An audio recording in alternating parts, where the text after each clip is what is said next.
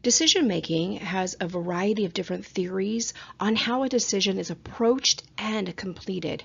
For our purposes, we're actually going to focus upon this particular method, which includes 5 different steps, including approaching the decision, creating or generating a variety of decision options, committing to one of those options, implementing that option or decision, and then we'll conclude with that reflection process when we go back and see and evaluate the entire process and the validity of the decision which was made.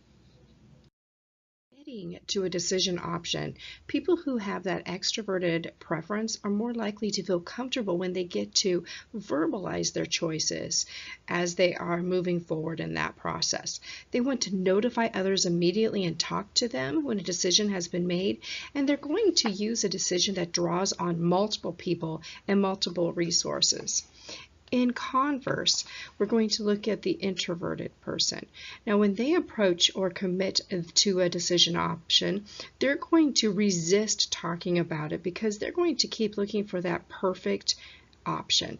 They're going to neglect to notify others immediately, and they're going to actually rely on very few people.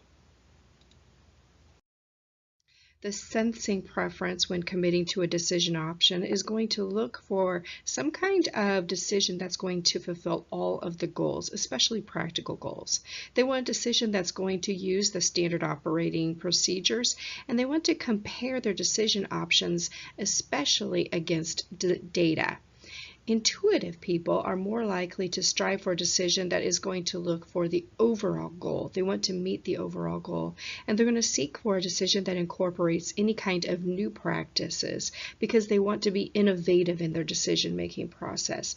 They're also going to compare decision options based on global impressions. The thinking preference is going to want a decision that is going to maintain a consistency with their principles because they have this great need to understand the consequences of all of the options, and they're likely to most finalize their decisions after they have explored all of the data which is available to them. A feeling preference wants a decision that is going to be based on harmony, and harmony not just with other people but with their values. They need to understand the benefits of decision options and finalize a decision through the exploration of their feelings. When committing to a decision, people with judging preference are going to decide very quickly, and they do this because it limits their anxiety. They revisit, or they hate to revisit rather, any kind of decision criteria, and they want a decision that is going to satisfy their goals.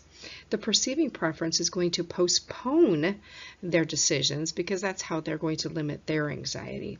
They're most comfortable revising their criteria for the decision, and they want a decision that's going to allow for ongoing flexibility.